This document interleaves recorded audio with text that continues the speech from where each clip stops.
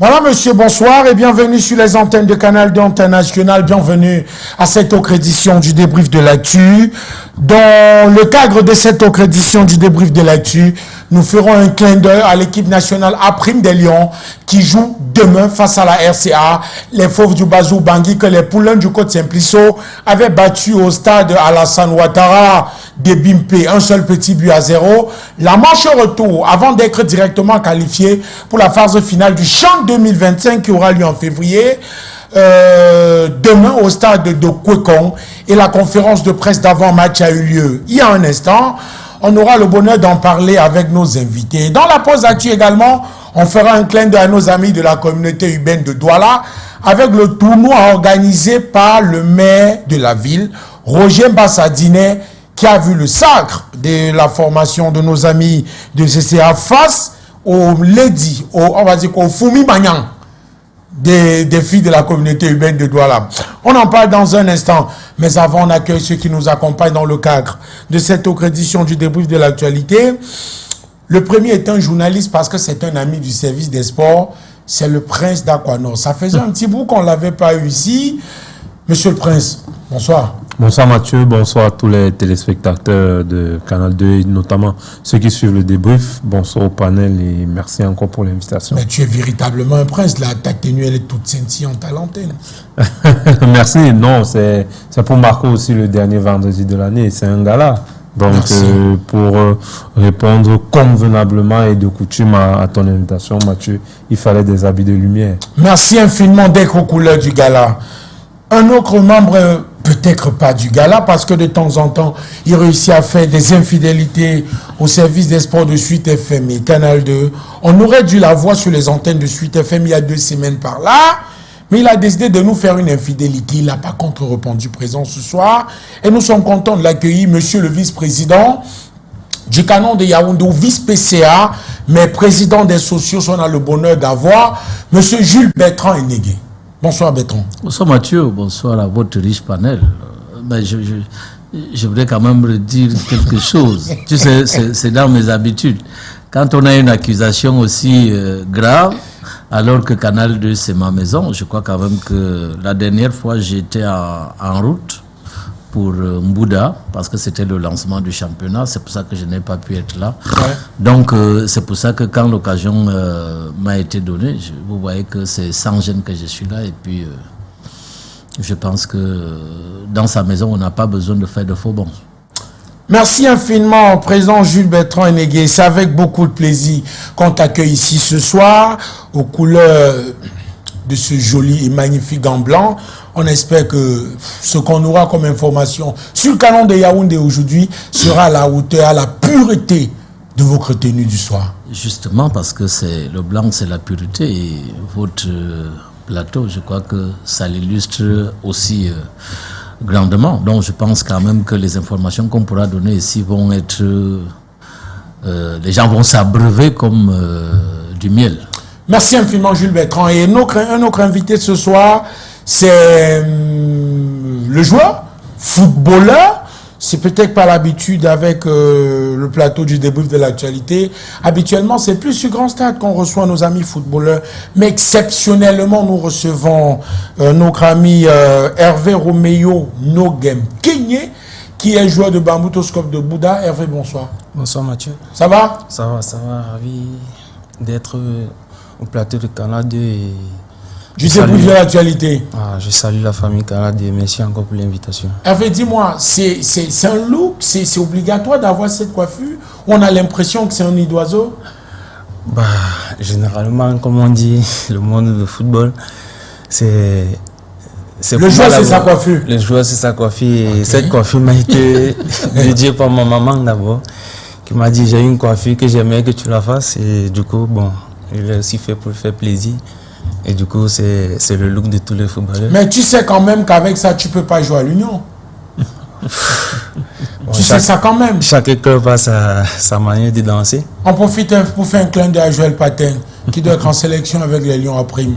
Merci infiniment. Transition, et rappelle qu'on va accueillir derrière, son siège est encore très chaud, Casimir Wandi, qui est en service à Radio Sport Info parce que j'ai invité ici sur la table les spécialistes du championnat local. On parle de la MTN League One, mais on parle surtout de la pause actu derrière la transition.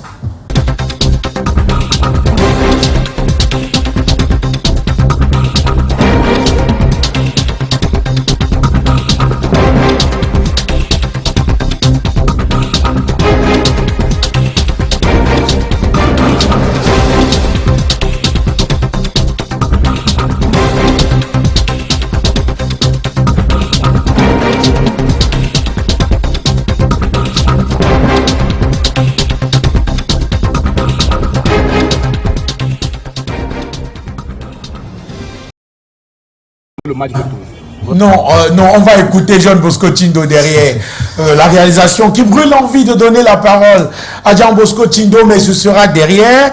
Monsieur, les Lions à prime se sont entraînés tout à l'heure et il y a eu la conférence de presse dans la foulée. Simplisso avec l'un de ses joueurs autour de la presse nationale et internationale dans le cadre de la confrontation retour de la qualification du CHAN 2025 qui aura lieu en février, plus précisément février 2025. On souhaite, Mr. Nogem, puisque la liste n'est pas encore sortie, que tu sois présent parce que c'est tout ce qu'on peut te souhaiter. C'est pour ça que tu es là, sur les antennes de Canal d'Antenne Nationale. Mais avant d'évoquer ton actualité avec toi, Raphaël Maniaca, qu'est-ce qu'on fait? On écoute d'abord les acteurs ou on revient? On ne va peut-être pas écouter les acteurs aux sorties ou durant la conférence de presse. On écoute les acteurs 24 heures avant la dernière séance d'entraînement. C'était autour des journalistes qui ont fait le déplacement du côté du stade de Kwekon. On écoute Simplisso.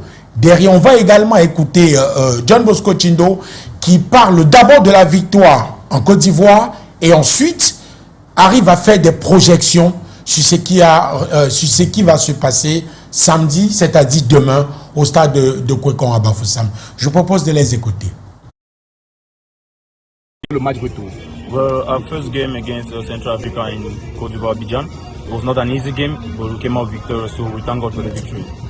On a une attaque des Lions à prime d'après le match aller qui ne marque pas trop, n'est pas prolifique. Et vous êtes un attaquant. Est-ce que le message vous est adressé? It's not like we're not scoring more goals, but if you watch our friendly games, we scored more goals and scoring just a goal last Sunday against Central Africa does not mean we don't score goals, but I think this upcoming game on Saturday we'll have to give in everything and we'll score more goals, yeah. Un mot au public sportif de la région de l'Ouest. Well, I just want to call on the supporters of, like we are in the continent, so I just want to call on everybody to come push us so we can get a qualification ticket. Thank you. Satisfaisant, il y a un travail à moitié accompli, mais nous sommes quand même fiers du résultat du match aller. Donc, on est à domicile, on compte finir le job samedi. Au-delà du public qui sera acquis à votre pause, est-ce qu'il y a un autre avantage pour les Lions à prime d'évoluer au Cameroun, surtout à Bafoussam? Oui, il y a un avantage. Vous savez, il y a le public de l'Ouest. Vous savez aussi que les viennent du Nord-Ouest qui est très proche de l'Ouest. Ce qui veut dire que nous comptons sur le public du Nord-Ouest et de l'Ouest et d'autres et d'ailleurs, parce que je pense que les gens peuvent faire du voyage pour venir nous supporter. Donc nous comptons sur le public qui nous pousse les joueurs pour connaître ces qualifications. Vous savez, la dernière fois que la RCA s'est qualifiée, c'était en éliminant le Cameroun. Donc il faudrait qu'on fasse tout pour ça. Une victoire laborieuse, un match à lui. Est-ce que vous avez rectifié le tir dans la préparation? Nous commençons la préparation aujourd'hui, donc on est en train de vouloir rectifier ce qui n'a pas donné, et puis on va améliorer ce qui a donné, et puis en tenant compte des forces et des faiblesses de notre adversaire. Alors coach, parlant justement de ce qui n'a pas marché, qu'est-ce que vous allez corriger concrètement pour ce match? Sur le plan offensif, nous avons beaucoup vendangé les occasions. Il faudrait qu'on corrige ça, puisque dans notre tête, nous venons ici pas comme une équipe qui mène au score, mais dans la tête des joueurs, nous on fait savoir que c'est plutôt nous qui sommes menés. Il faudrait qu'on essaye de gagner le match ici, parce que nous n'allons pas aborder ce match comme... Le coach Simplisso et John Bosco Tindo qui s'est exprimé avant, Raphaël Maniaca, on va faire simple. Quelques heures seulement nous séparent de cette rencontre ô combien capitale, c'est quoi les clés de ce match? Je pense que c'est comme le sélectionneur l'a dit, c'est de mettre au fond des filets les occasions qu'on aura. C'est quand même quelqu'un qui a déjà répété ses gammes. Il sait déjà dans quel système il veut jouer avec cette équipe, notamment le 3-5-2. Maintenant, face à la RCA, le résultat d'un but à 0 est favorable, c'est vrai, mais il ne faut pas oublier qu'en Afrique, le but à l'extérieur compte toujours. Ça n'a pas changé. Ça n'a pas changé. Donc, pour la RCA, la donnée n'est vraiment pas différente que celle du match aller. À la seule différence que marquer un but, quand même, leur boosterait le moral, parce que même si de l'autre côté, le Cameroun en met deux, eux, ils auraient toujours l'avantage. Donc, c'est un peu ça, quand on écoute le sélectionneur aussi, c'est de faire comprendre aux garçons que c'est vrai, on a gagné le match aller, mais lorsqu'on c'est pas terminé, surtout lorsqu'on est dans cette configuration de but à l'extérieur, le simple fait que vous en prenez un peut changer extrêmement les choses, soit en votre désavantage. Le président Jules Bertrand Enegé, on sait que le Cameroun n'a toujours pas soulevé ce trophée, ce tournoi de CHAN, malheureusement, ou heureusement, on ira chercher encore, on ira essayer encore, mais cette fois, il y a l'obstacle RCA. Je crois que c'est surmontable, hein, parce que quand vous avez quand même une avance d'un but à 0, glané à l'extérieur, je crois que c'est surmontable, mais il ne faut pas que les joueurs et le staff, je crois que justement le coach aussi en a bien fait de dire aux gars, c'est pas le moment de penser qu'on a gagné le match. Je crois qu'à un moment donné, il faut être extrêmement prudent, parce qu'un match, c'est des petits détails. Il suffit d'une erreur, d'une attention, et puis on a pris un but, et puis tout devient compliqué. Donc je pense quand même que les gars là où ils sont à, on va dire ça comme ça, à 90 minutes de la qualif. Et cette qualif-là peut nous amener, n'est-ce pas, à espérer ce qu'on n'a pas pu avoir chez nous, soulever ce trophée-là.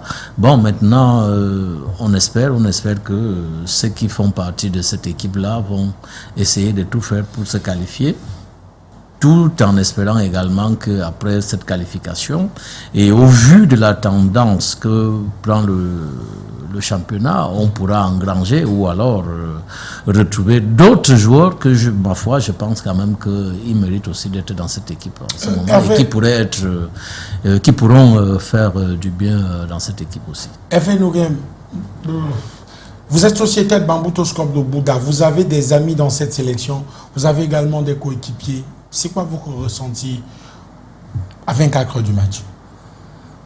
Pour moi, c'est d'abord un plaisir d'avoir les coéquipiers. C'est vrai que non, côté Bamboutos, on n'a pas de joueurs là-bas, mais vu l'effet que le coach a appelé plusieurs joueurs, j'ai 3 de mes ex-coéquipiers à China qui sont à l'équipe nationale.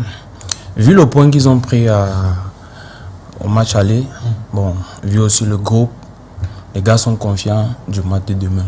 Et c'est vrai que non, il faudrait rester vigilant tout au long du match. Mais j'ai cette conviction que nous allons gagner ce match. Merci infiniment, Hervé Noguem. On a été rejoint sur ce plateau par Kazimi Wandi, notre confrère de Radio Sport Info. Kazimi, bonsoir. Bonsoir Mathieu. Bonsoir tout le monde. C'est vrai que je m'excuse pour le léger retard. Mais le plus important, c'est que... Il n'est pas léger. Hein. C'est vrai que j'étais là quand même depuis quelques minutes. Non, en fait, je m'excuse et j'espère qu'on va passer un bon moment. Merci infiniment, Kazimi.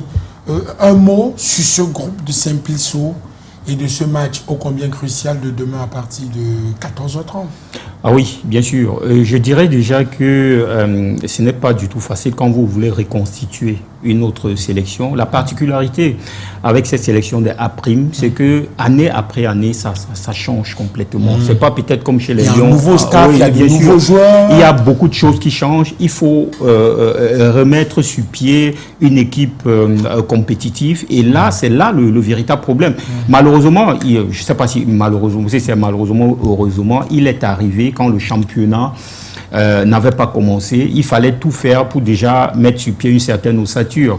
Heureusement qu'en fin de compte, il a quand même eu 2 stages. Et dans le 2e stage, c'est là où le championnat a été lancé. Et là, finalement, il profite de cette vague-là pour continuer à mettre à niveau ses joueurs. Et pour le moment, la victoire du match aller, ça permet déjà de renforcer la confiance des joueurs. Ça permet de les mettre véritablement en confiance, en attendant bien sûr le match retour, parce qu'ils savent très bien qu'ils ont leur histoire à écrire.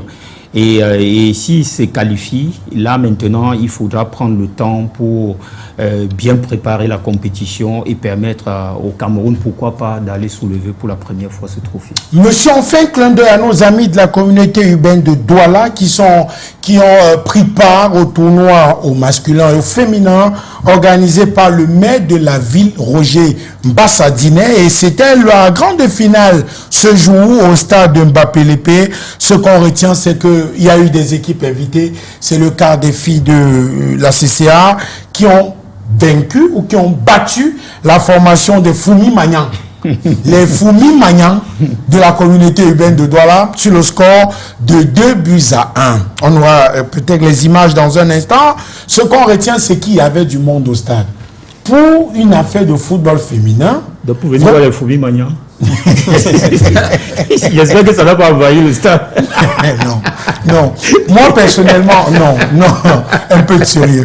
J'avoue que j'ai été séduit par la qualité du spectacle et surtout par, je veux dire quoi, par l'engouement. Justement, on voit les images, par l'engouement et le public autour de cette fête du football féminin et un peu masculin.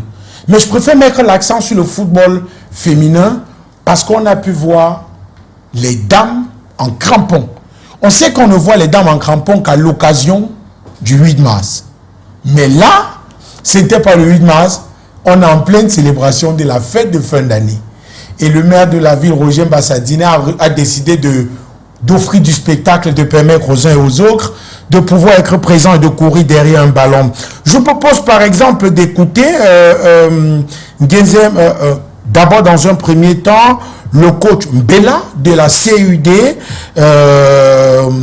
malheureux perdant, et en face Ngezem Lucie et Ndoumbe Simone, joueuse de la CCA. Je vous propose d'écouter ces acteurs et on revient derrière. C'était une très belle finale déjà, je dis félicitations déjà mes filles. Je dis merci au maire de la ville qui a permis aux dames de la communauté urbaine de s'exprimer vraiment pour ça. Moi je dis merci aux filles. La finale, elle se gagne, mais ça n'a pas été le toujours. On remet tout et on dit félicitations à la CCA pour la finale. Ce sont les entraînements, bien sûr, ça fait 4 mois aujourd'hui qu'on s'entraîne. Tout le monde mélangé, on se connaît, non pas non, on connaît ce que l'autre aime, ce que l'autre n'aime pas. Donc c'est pour prouver qu'au-delà du travail, nous formons aussi une équipe, l'équipe sociale de CCABA. C'est vraiment merci à CCABA. L'objectif que nous nous sommes fixés dès le début, il a été accompli. C'était de rapporter et puis ça a été fait. Nous remercions le plus puissant pour savoir. On retient également au-delà des résultats, chez les hommes, nos voisins, nos amis de la communauté urbaine, nos voisins juste à côté là, de la Fourrière, disputent en ce moment la finale. Et peut-être avant la fin de cette émission, on donnera le score pour peut-être se rendre compte qu'ils ne savent pas seulement gérer la Fourrière. Ils savent également jouer au foot. Transition, monsieur, et derrière, on parle du championnat professionnel camerounais, la MTN Libre.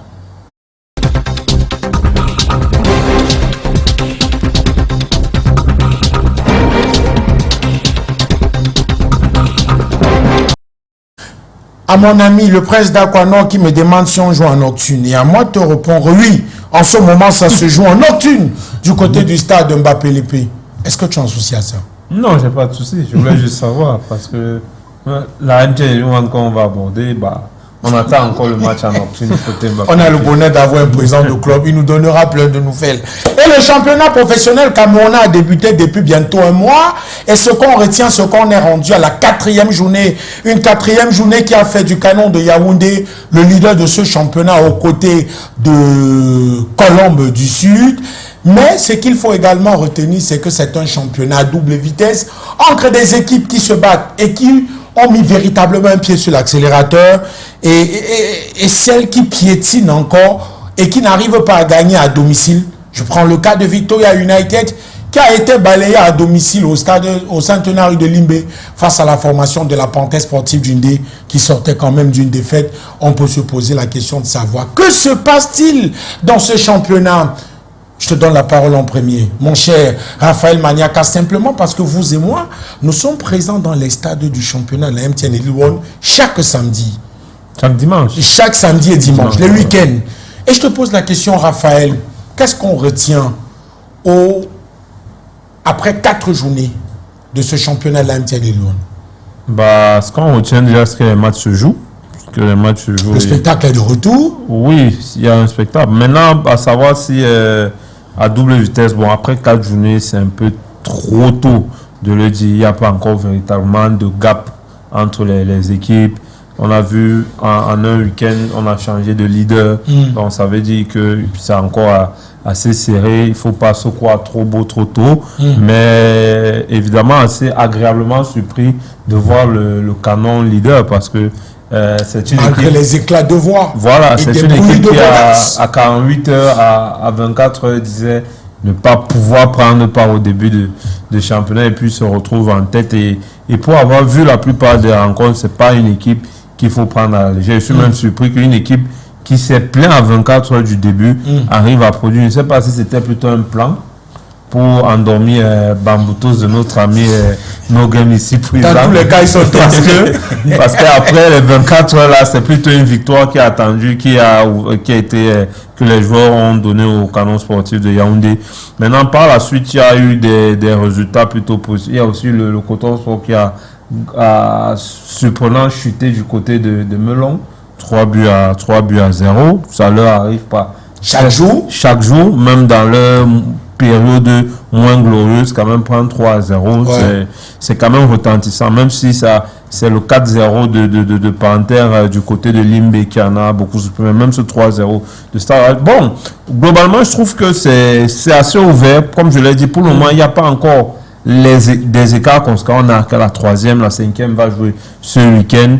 Et je note quand même que les effectifs, les équipes essayent de constituer déjà un groupe. Parce que quand on regarde les matchs entre la première et la 4e journée, on ressent quand même des équipes qui ont déjà pour la plupart leur 11 de départ. On voit des joueurs qui reviennent pour la plupart constamment. Ça veut dire quand même que lors de la pré-saison, les équipes n'ont pas chômé. Les équipes ont quand même travaillé un certain nombre de choses et ça se voit sur le terrain. On a des équipes comme Gazelle qui ont quitté le Nord, contrairement à Coton qui n'a pas engrangé de victoire sur 2 matchs. Gazelle, elle, a enchaîné 2 succès consécutifs, 7 buts marqués sans en prendre un seul, notamment la victoire retentissante contre l'Union sportive de Douala du côté de Mbappé-Lépé dimanche dernier. Donc, quand je finis de dire ça, je pense que toutes les équipes, il faut faire attention, aucune équipe ne sera facile, même l'Aigle Roi du Mungo qui se déplace du côté du Nord pour affronter le Coton Sport. Ça, c'est pas parce que Coton est mal en point que Coton doit se dire que Aigle vient en victime résignée. Attention, les équipes ont montré quand même de très belles choses. Forcément, au fur et à mesure où on va tendre vers on va aller crescendo. On va peut-être voir des écarts commencer à se mettre. Mais au final, je pense que sur cette saison, quand même, c'est les équipes, pas forcément les mieux préparées, mais les plus armées sur la durée, qui pourront l'emporter ou bien qui pourront se retrouver dans le haut du classement. Casimir Wandi, avant qu'on ne donne la parole aux 2 premiers adversaires de la première journée en MTN et Louane, entre le Canon de Yaoundé et Bamboutos Club de Mbouda, représenté ici par le président Jules Bertrand Enegué et Nogem Hervé. Quand on voit le classement, on sait quand même que le Canon est leader, 8 points. Deuxième, la Colombe, 8 points. Troisième, Gazelle de Garoua, 7 points. Oui. C'est la réalité du rectangle vert où on est allé avec un peu de bonheur, un peu de chance sur les 4 premières journées. Non, je dirais que chacun est à son niveau. Chacun est au niveau qu'il mérite. Le premier constat, c'est qu'après les 4 journées, aucune équipe n'a fait le carton plein. Aucune équipe. Donc, pour l'instant, vous avez toutes les équipes qui ont perdu des points en chemin. Et la deuxième des choses, la deuxième remarque, c'est que ce championnat est en train de monter en puissance en termes d'efficacité. Vous avez la première journée, on avait 16 buts. Ensuite, deuxième, on avait 15. Nous sommes passés à 18. Et là, nous avons terminé la quatrième journée avec 24 buts, 24 réalisations. C'est la journée la plus prolifique. Voilà, donc vous voyez donc au fur et à mesure que nous avançons, les attaquants retrouvent les repères. Et une autre chose, les équipes qui ont commencé tout feu, tout flamme lors des 2 premières journées, nous avons l'impression qu'elles commencent à piquer du nez. Et par contre, les formations qui donnaient l'impression que elles avançaient tout timidement, comme le Canon, comme Colombe du Dialobo, comme Gazelle, voilà, ces équipes aujourd'hui se hissent en tête du classement. Donc pour dire que nous sommes dans un championnat aujourd'hui, il faut être endurant, il faut savoir que ça sera long, et à chaque fois, on pourra subir les hauts et les bas. Et en 4 journées, nous voyons déjà qu'il y a des équipes qui subissent les hauts et les bas. Et c'est un peu le symbole du championnat de cette saison. Et il faudra effectivement s'attendre à ce qu'il y ait beaucoup de suspense jusqu'au bout. Hervé Noguet, Bambutos Club de Bouddha, club auquel vous appartenez, est 9e, à 5 points. Pour l'instant, les supporters sont calmes. Est-ce que c'est le début de saison? Est-ce qu'ils sont calmes? Les supporters ne sont pas calmes. Ils ont demandé la tête des dirigeants, la défaite qu'ils ont Pour l'instant, c'est pas crédible. C'est certes chaud, mais c'est un peu calme. Hervé Noguem, est-ce que c'est le début de saison dont vous rêviez? Non, aucune équipe nous attend. Nous devons être 9e après 4 journées. Ouais, aucune équipe nous attend. Mais que se passe-t-il? Comme nous venons de le dire, le championnat, c'est un championnat à 3 points. Ouais. Perdre un match, gagner un match peut te mettre en haut comme en bas. C'est vrai que aucune équipe n'est prête à débuter un championnat avec une défaite. Mais vu notre défaite contre le Canon de Yaoundé et notre match nul contre Yossa, je pense que nous avons levé la tête contre Aigle du Mungo et un match nul contre la Dynamo. Bon, nous restons confiants pour le match de dimanche contre Faux-Voiseux.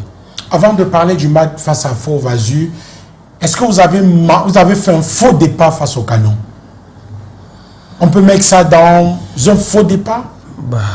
Nous pouvons dire oui, vu que nous avons chuté face au Canon. Et qu'à cela ne tienne, nous levons la tête pour la suite de la compétition. Gilles Bertrand Négué, on sait que le Canon de Yaoundé nous a habitués à nous servir un spectacle digne des films hollywoodiens. Je vais quand même raconter le scénario ici avec pour ceux qui nous regardent.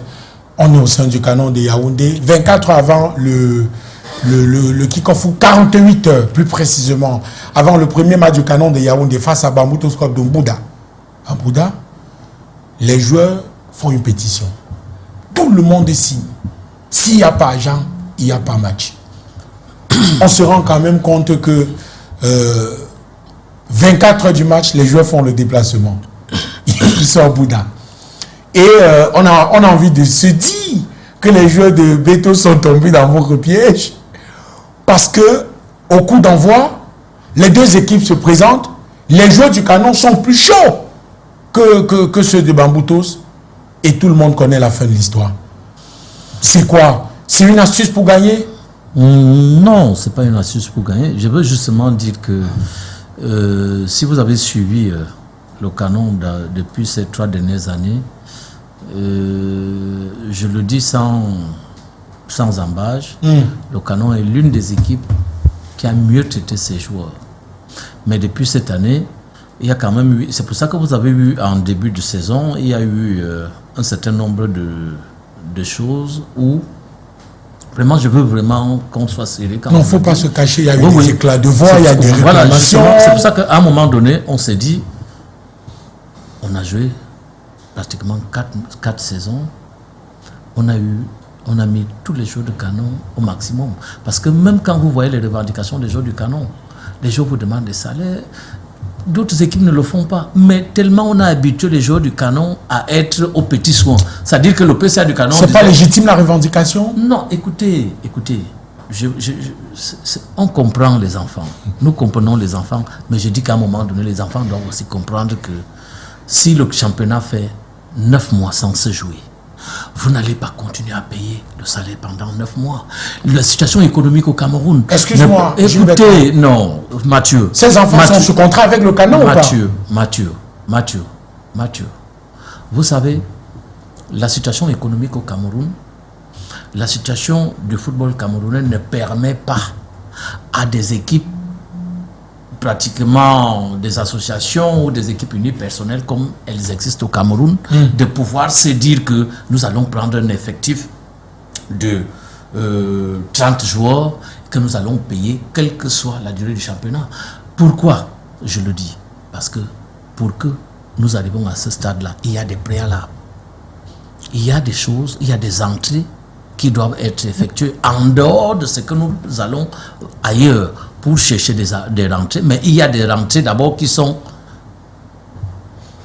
indiscutables. Okay. Mais ces rentrées-là, quand vous ne les avez pas, quand vous vous dites, on va travailler avec le conseil d'administration, on va travailler avec certains annonceurs que nous avons, à un moment donné, on ne peut pas satisfaire les enfants comme ils veulent. C'est pour ça qu'en début de saison, quand les joueurs ont voulu faire la revendication, on leur a dit, mais attention, vous êtes là, les joueurs du Canon, avant d'aller en stage, tout le monde a eu une prime que je n'ai pas envie de dire ici. C'est pratiquement le salaire des autres équipes. Allez-y, faites-nous la révélation. Mais je te dis que, ouais, je peux vous le dire, les joueurs se parlent entre eux. Je dis, c'est... nous avons qu'à nous renseigner chez un joueur. Bien sûr, je le dis. Parlez-nous du Canon de Yaoundé. C'est pour ça que je dis que tous les joueurs du Canon, en allant en stage, ils étaient gonflés en bloc. Parce que quand on leur demandait, ils disaient, c'est rien de quoi. On dit non, c'est la prime de stage. Mais tu sais que c'est pratiquement ton salaire, mais on dit non, c'est parce qu'ils allaient en stage. Donc, mais les salaires étaient payés avant la prime? Écoutez, je dis, les joueurs vont en stage à Kono. On leur donne une prime, ils vont en stage. Maintenant, les joueurs commencent à dire, bon, vraiment, le championnat arrive, et c'est pour ça que le capitaine lui-même fait amende honorable pour demander pardon après. Parce qu'à un moment donné, vous savez, il y a une chose, on a un problème au football camerounais qu'il faille gérer à fond, c'est certains agents de joueurs. Ou bien, parce qu'à un moment au Cameroun, c'est tout le monde qui est agent de joueurs. Okay. C'est un problème, c'est un gros problème. C'est-à-dire que Raphaël est là, il est venu avec son joueur, et c'est Raphaël qui pousse derrière, dit que non, demande déjà... Voilà c'est ça le problème du football camerounais. C'est-à-dire que le joueur lui-même il est dans des conditions, lui n'est pas... Mais c'est l'agent intermédiaire, puisque on a plus d'agents véreux que les vrais agents. Je suis obligé de le dire, mais c'est vrai, ça existe. C'est-à-dire que c'est tout le monde qui est agent de joueur. C'est-à-dire que tu as ton ami au quartier, dès que tu as donné deux godasses à un joueur, tu es devenu son agent, tu commences à marcher avec lui en tenant... donc voilà le problème qu'on a. Et à un moment donné, ça tue le football camerounais. Il faut que nous ayons les vrais agents, comme ils existent aussi au Cameroun, parce qu'il y en a, les vrais, qui font le bonheur du Cameroun, mais il y a également ceux qui sont là pour dire, c'est-à-dire qu'ils viennent derrière, dire non, demande de ceci, il faut demander ceci. Voilà quand on a eu ça, et puis on a demandé aux joueurs, le PCA a commis des administrateurs qui sont allés sur le terrain, mais les joueurs, on leur dit, mais attention, on est en train de travailler sur l'incidence financière de tout ce qui doit se passer. On doit vous payer votre argent. Voilà la situation. Voilà le progrès, le processus où nous sommes en train d'y aller. Quelle est la situation, quelle est l'urgence qu'au jour d'aujourd'hui, vous commencez à dire que vous n'allez pas vous en tenir. Et ça, c'est des choses qui se passent entre 9h, 10h. Et ce que les gens n'ont pas compris, vous savez que les réseaux sociaux, c'est ça le problème. Parce que comme la lettre a fuité, mais à 15 heures, les joueurs du Canon étaient à l'entraînement. Excuse-moi, Jean. Non, j'ai fini. Jules, est-ce que la lettre était authentique? Oui. Ok. Je le dis. Moi, je parle de la mention. Non, bien sûr. Des joueurs. Bien sûr. Puisqu'ils se sont retrouvés, mais quand on est allé vers eux, attends, à un moment donné, il y a des joueurs, ils te disent non, parce que si ils ne signaient pas, on allait dire que moi, je suis contre. Donc, il y a quand même une solidarité. Parce que, vous savez, c'est ça, parce qu'on est ici, on est à 5. Après, moi, je vais dire que Mathieu, je ne signe pas. On dit, ah, ok, voilà le trait. Donc, à un moment donné, il y a des joueurs qui se sont dit, j'ai signé aussi parce qu'il fallait signer. Mais à la fin, mais ce que les gens n'ont pas compris, c'est que dans la même journée, l'entraînement des Jeux du Canon était illustratif de ce qui allait se passer en Bouddha. Parce que non seulement, on leur a dit, mais attends, votre problème c'était quoi? Non, on voulait seulement, bon, parce on n'a pas vu l'amusation, les gens ne sont pas venus vers nous. Oui, parce que c'était des grèves, on dit non. Comme on est depuis 2 semaines, tel dirigeant n'est pas venu, on est là, bon, les dirigeants sont donc là, ok. Après, vous connaissez la suite. Ok. Gilberto Inyegue, merci infiniment pour ces éléments de réponse autour de tout ce qui s'est dit au sein sur le cas du canon de Yaoundé. Raphaël Maniaka, je veux quand même qu'on évolue autour de cette actualité du championnat professionnel camerounais. On sait que depuis le début de saison, il y a eu des griefs, les arbitres qui affirment n'avoir rien reçu. Il y a eu également la fameuse affaire des recettes du stade. Je me rappelle dans une interview que nous a accordé le secrétaire général du CTFP, Blaise Mbida, qui a dit que le président de la Fédération camerounaise de football avait proposé que les recettes de stade se partagent là, après le match. Mais visiblement, ce n'est pas respecté. Autre revendication, il y a des présidents de clubs qui ont eu une rencontre avec le ministre des Sports. Et au sorti de cette séance de cravats, on est tombé d'accord entre président de club et ministère des Sports sur la répartition de la subvention de l'État pour l'organisation du championnat. Au-delà de ça, il y a eu également plusieurs autres revendications, mais je te pose la question, Raphaël, où se trouve la priorité de la Fédération camerounaise de football en termes de solutions? Parce qu'il ne faut pas le cacher, on est sur un volcan endormi.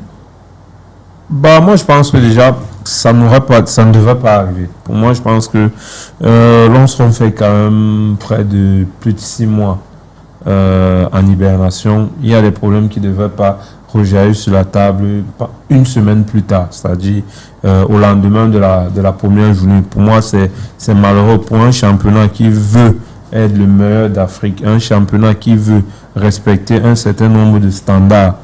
Ça montre que les acteurs n'ont pas discuté. Pour moi, il n'y a pas besoin que les présidents de club, après 2 journées, aillent discuter avec le ministre. Pour moi, tout cela montre qu'on est encore loin des standards qu'on veut brandir devant l'opinion publique. Parce que pour moi, je pense que toute cette discussion relative au démarrage du championnat et autres, c'est avant le début du championnat. Ça veut dire que lorsqu'on sort de plusieurs réunions, on doit avoir des conclaves aboutis et non ressortir de là. Par exemple, quand je vois, on était à la cérémonie de démarrage où on devait lancer officiellement le calendrier. Pour moi, les présidents de club n'ont rien à faire là. Quand on lance un calendrier, eux, ils doivent juste attendre de leur côté, voir le calendrier, divulguer. Peut-être même eux doivent l'avoir avant nous, les journalistes. Logiquement. Parce que c'est eux les acteurs. Voilà. Donc 24 avant, ils peuvent l'avoir sans les faire fuiter parce que de manière confidentielle entre eux et l'organisateur, il y a cette clause-là qui leur dit de ne pas divulguer. Donc c'est les journalistes qui viennent le jour dit et découvrent le calendrier. Mais là, moi j'ai l'impression, à l'écoute de plusieurs présidents, de partir, de démarrer un championnat sans toutefois savoir ce qu'il en sera à la fin. Quand j'ai écouté le président de Faux Vazur ce jour, j'ai l'impression que j'ai pas envie de dire tous les présidents parce qu'il n'est pas le porte-parole des présidents, mais que beaucoup de présidents démarrent le championnat sans savoir ce qu'ils gagnent. La preuve, c'est le récent problème sur la billetterie. On vous dit lundi que le Canon a réussi à avoir un stade. Le stade militaire. Le stade militaire, où c'est son stade, parce qu'il a eu, c'est son stade, même pas qu'il a c'est son stade. Donc, il a le droit d'avoir les dividendes d'un club dont le stade lui appartient. Puisqu'il reçoit le match. Puisqu'il reçoit le match. Et lorsque le match finit, on apprend que le Canon n'est pas entré, du moins, n'est pas entré en position de la recette, ne connaît pas le montant. Moi, ça me dérange. C'est des problèmes qui ne doivent pas y avoir. Surtout puisqu'on parle dans le fait que les clubs doivent avoir des stades. Un club s'est quand même battu à avoir un stade à sa cause. Il est censé jouir de tout ce qui est bénéficiaire d'un club qui a un stade. Comment au final, il évolue à domicile. Voilà, mais comment au final l'organisateur peut partir avec la billetterie? Est-ce que c'est professionnel? Loin de tout ce qu'on peut dire, est-ce que c'est professionnel? Donc pour moi, je pense qu'on est encore dans plusieurs problèmes qui ne sont pas d'ordre professionnel. Et tant qu'on ne les a pas réglés, quand un arbitre vient sur un air de jeu et qui sait qu'il va sortir de là sur un pays, il y a l'arbitre de toi, Toto, qui a fait Bafoussam, je crois, Garoua, en pratiquement 24 heures. Je ne sais pas si c'est lui, mais je crois qu'il y a un autre qui a dû sortir à la deuxième mi-temps ou à la première mi-temps du match entre, je ne sais pas, c'est Gazelle et Fortune de la première, parce qu'il a voyagé dans des conditions un peu difficiles. Bon, moi je trouve que c'est problématique. Ça montre qu'il y a peut-être un certain nombre d'arbitres qui ne sont pas prêts à rejouer tant que des formalités ne sont pas réglées. Mais qu'est-ce qu'on fait de la 5e journée qui est programmée dimanche? Elle est déjà programmée. Moi je ne sais pas si heureusement, malheureusement ça se joue. Malgré toutes ces revendications-là, je trouve quand même que ça se joue. Je ne sais pas si c'est après le 1er janvier, à partir du 2 janvier, que une bombe va éclater concernant le championnat. Je ne sais pas, on verra bien. Mais je trouve quand même malheureux que on nous donne l'impression que les acteurs ont discuté et sont prêts à reprendre, alors que juste après, au lendemain de la première journée, tous les problèmes du monde ressortent. Casimir, Wandi, ça fait quand même beaucoup, non? En termes de revendications, en termes de problèmes. Entre les habits, entre les recettes de stade, entre les présidents de club. Pour toi, c'est quoi la priorité? Si la fédération doit résoudre un problème, elle commence par quoi? C'est vrai que nous sommes dans une situation un peu compliquée. Nous avions, c'est vrai, beaucoup d'espoir quand le nouveau bureau exécutif est arrivé. C'est vrai qu'au fur et à mesure, ce bureau rencontre aussi énormément de difficultés sur son chemin, parce que nous avons l'impression que ce bureau doit mettre plus d'énergie à résoudre des pots de banane qu'il reçoit sous les pieds, que de se concentrer véritablement sur le travail qui doit être fait. Oui, ce championnat, il a commencé et nous voyons qu'il y a déjà des bruits de bottes concernant les présidents des clubs qui continuent à réclamer un certain nombre de choses. Pourtant, on avait donné l'impression que tout était résolu et que peut-être désormais on ne devait plus assister à ce type de spectacle. Maintenant, moi je me pose véritablement la question. Et le fait pour ce président d'avoir tenu cette réunion avec le ministre des Sports, moi, je me pose encore la question de savoir, est-ce que... Là, vous attaquez le pan de la subvention. Oui, en fait, puisque tout ça englobe l'organisation de ce championnat,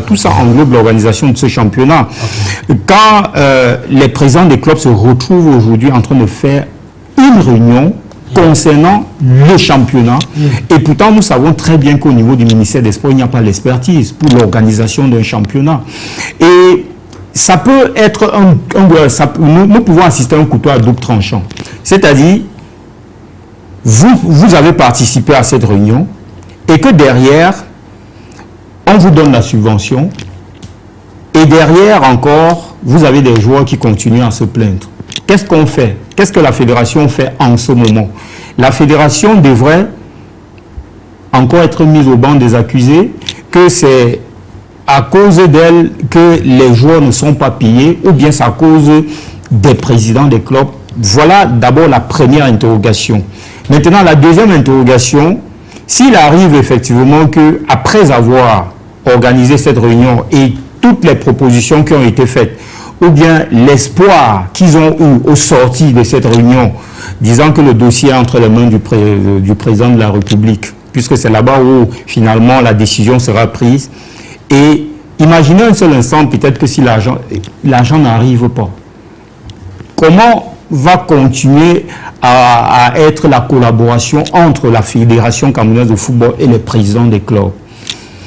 Et pourtant, normalement, ces deux entités devraient marcher main dans la main pour une bonne organisation du championnat, même si je ne dédouane pas la responsabilité de la fédération, parce que la fédération a sa part de responsabilité dans ce qui est en train d'arriver. Maintenant, concernant les recettes, et le président Enyege, il est là, peut-être il pourra bien nous expliquer qu'est-ce qui s'est passé réellement lors de cette journée, parce que moi je suis un tout petit peu mal placé pour vraiment expliquer comment un club qui a son stade, qui normalement devrait gérer les recettes, parce que normalement c'est ce qui se passe un peu partout, et que subitement on nous dise que la recette se retrouvait entre les mains des responsables de la fédération. Même si officiellement sur ce plateau, c'est moi qui pose des questions. Hein. Non, je te rappelle juste. Président Gilbert Enyege, qu'est-ce qui s'est réellement passé au stade militaire pour que le Canon de Yaoundé, qui évolue à domicile, dans son stade, ne se voit, on va dire quoi,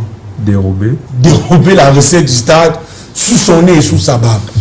Oui, Mathieu, avant de répondre à votre question, je crois quand même qu'il y a eu beaucoup de choses que Casimir a dit. La première chose, il a parlé de la réunion qui s'est tenue au ministère de la Jeunesse et des Sports. Je voudrais dire qu'on ne peut pas accuser le président du club. Pourquoi? Je crois que c'est Raphaël qui a dit quelque chose tout à l'heure. Je crois qu'à un moment donné, on va beau supporter la fédération, mais je crois quand même que c'est comme... on va appeler ça, c'est comme un mépris.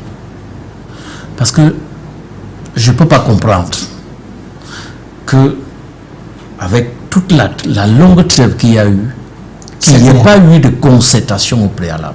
Parce que c'est quand même un minimum de... Parce qu'il y a des choses qu'on peut éviter. Mais que vous le voulez... Est-ce que tu peux permettre que j'aille quand même jusqu'au bout? Je suis en train de développer quelque chose de très sérieux. Ok, allez-y. Je vais vous dire quelque chose. Nous étions en train de préparer le championnat, le lancement du championnat, avec tout ce qui s'est passé. Je vous dis que le véritable moment entre les hommes, c'est se parler. Si on s'était parlé avant, même ces choses-ci, même cette histoire de revoir les recettes de stade et autres, on peut se le dire dans des réunions préalables. Mais si vous venez... il y a eu un communiqué, lancement de la saison, on invitait le président du club. Comme il a dit, est-ce que c'était le moment? Mais vous invitez le président du club, vous dites, voilà la situation, voilà le canevas du nouveau championnat, voilà le nouveau format, voici le nouveau format, voilà. Les présidents, vous concertez, on appelle ça la concertation avant le début de la saison. Il n'y a pas eu de concertation. La fédération ne s'est pas... assis avec les présidents de club de manière formelle pour se dire que, ok, voilà, nous allons évoluer, voilà, le président, comme au sortir de la réunion dans un hôtel de la place, si on vous dit que le champion pour cette année, c'est combien? On ne sait pas. C'est vous le président du club? Mais puisque moi, est-ce que vous avez un document qui vous dit que si tu es champion, tu vas avoir tant? Est-ce qu'on va reconduire les mêmes montants de la dernière? Mais vous avez quand même décidé de jouer. Vous ne pouvez pas bloquer ces enfants quand vous les avez recrutés pendant 10 mois. C'est des pères de famille aussi. Ces enfants que vous voyez, ils ont des pères, ils ont des femmes, ils ont des enfants, et ils commencent à vous dire vraiment, moi, l'enfant va aller à l'école. Tu es obligé de dire vraiment, il faut jouer. Parce que tous les présidents de club, n'oubliez pas que nous sommes des éducateurs. Les présidents de club, c'est des éducateurs, et puis à un moment donné, il faut faire que ces enfants jouent. Si vous les bloquez pour ne pas jouer, finalement, vous faites du mal. Jules, on n'a pas assez de temps. Qu'est-ce qui s'est passé? Bon, maintenant, j'en viens donc au niveau de ce qui s'est passé sur les recettes. Justement. Je voudrais vous dire d'abord que le Canon a une agence marketing qui s'appelle Invictus. Et c'est cette agence qui a entrepris les négociations pour avoir l'obtention du stade militaire. Ces négociations ont abouti à l'acquisition du stade militaire pour devenir le stade du Canon pour les 15 matchs. Domicile. À domicile. Du Canon à domicile. C'était assorti d'un montant qu'il fallait payer. Vous l'avez payé? Je suis en train de continuer. Assorti d'un montant qu'il fallait... Non, si vous voulez, vous m'appelez, invitez-moi encore demain. Allez-y. Assorti d'un montant qu'il fallait... Je voudrais juste rappeler à bien sûr, que vous avez monopolisé la parole. Non, parce que c'est important. Parce que ça a fait le tour du monde. Allez-y. Assorti d'un montant qu'il fallait payer. Maintenant, tout ce que les supporters, les dirigeants du Canon fallait faire, C'est de ça. On a fait une réunion préalable aussi, j'allais oublier, avec la fédération, où la fédération a dit le canon à 68%. Je le dis à mon double, je regarde la télé. 68% des recettes, ça veut dire que nous avions 50% pour le club qui reçoit et 18% pour l'entretien du stade parce que le stade nous revenait. C'était 68%. Mais maintenant, notre partenaire Invictus avait entrepris également avec des annonceurs. C'est ces annonceurs-là parce que le branding du stade était inclus parce que nous avions un problème. Il faut le dire ici, c'est vraiment, on est venu dans une émission sérieuse, il faut qu'on lave cette affaire. Le branding du stade, le canon, avait une part d'elle, parce que c'était devenu son stade. Parce que nous avions un problème avec nos partenaires antérieurs qui se disaient que leur visibilité est devenue, ils ne sont plus trop visibles sur nos maillots et tout. Bon, on a dit non, on peut trouver une passerelle avec le stade, ça va nous permettre maintenant de dire que bon, ok, vous avez la latitude de venir au stade, vous allez faire tout ce que vous voulez. C'est d'où notre partenaire va donc à l'encontre et puis on tombe d'accord. Maintenant, le premier match, on fait la publicité, nous étions contents parce qu'il y a eu une partie de biens même qui a été donnée au canon de vente. Au niveau du siège, en Kondongo, partout, et puis. Mais ce qui va donc, là où ce qui va aller dans tous les sens, c'est que après le match, et je crois que depuis que le championnat se joue au niveau de Yaoundé, c'est le match qui a fait pratiquement le plein du stade. Parce que tous les supporters sont dit, ok, maintenant, moi je vais payer mon billet, je suis sûr que le canon a quand même une quote-part. Il faut qu'on entre dans l'investissement, et à un moment donné, l'équipe doit avoir quelque chose. Mais à la fin, on a dit que non, il y a la procédure encore à faire. Au niveau de la billetterie, il faut qu'on s'entende encore. Peut-être que à un moment donné, je ne veux plus dire trop, mais ce qui est sûr, c'est que à un moment donné, l'argent était parti à la fédération. 100% de recettes, c'est parti. Bien sûr, tout ça est parti à la fédération. Le canon n'a pas vu un seul radis. Vous allez prendre ça comment? Ça c'est parti, et maintenant, l'armée, étant la grande muette comme on dit, il y a eu des voices où tout le monde comprend tout ce qu'il y a eu trop de bruit dans cette affaire. L'armée a appelé le responsable d'Invictus, ils ont écrit mon canon l'autre jour pour dire qu'ils mettent fin à la collaboration parce qu'il y a eu trop de bruit autour de cette affaire de billetterie, machin, l'argent, c'est monté, c'est descendu. Donc voilà la situation. On aurait pu nous épargner de ça si le canon était entré, si on avait appliqué ce qui s'est passé lors de notre réunion. Mais le grand perdant, c'est le canon Yaoundé. Bien entendu. Malheureusement, on en reparlera lors d'une autre édition. On va se séparer, il nous reste une minute et les 1 minute là sont pour toi, Hervé Noghem. Tu sors de Fortuna Yaoundé, tu viens t'engager avec Bambuto Scope d'Ombouda. C'est quoi tes objectifs sur le plan personnel? Bon, sur le plan personnel, d'abord, mon objectif, comme tout footballeur, d'écouter d'abord l'équipe nationale. Être d'abord appelé à l'équipe nationale. Les Aprim ou l'équipe Fagnon? Après l'équipe Fagnon, ça demande beaucoup de travail et beaucoup de sacrifices. Tu es un peu gourmand, mais vas-y. Et tout en sachant que non, on a l'opportunité de goûter au haut niveau, sortir haut du pays pour pouvoir se faire un peu une visibilité plus agréable que celle que nous vivons dans notre championnat. On s'est rendu compte que ça se passait plutôt bien pour toi au sein de Bambuto Scope d'Ombouda. Qu'est-ce qui s'est passé pour que ton intégration soit autant facile?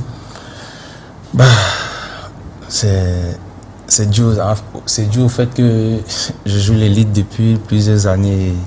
Du coup, aussitôt que tu arrives dans une équipe, si on danse du pied gauche, il faudrait aussi danser du pied gauche.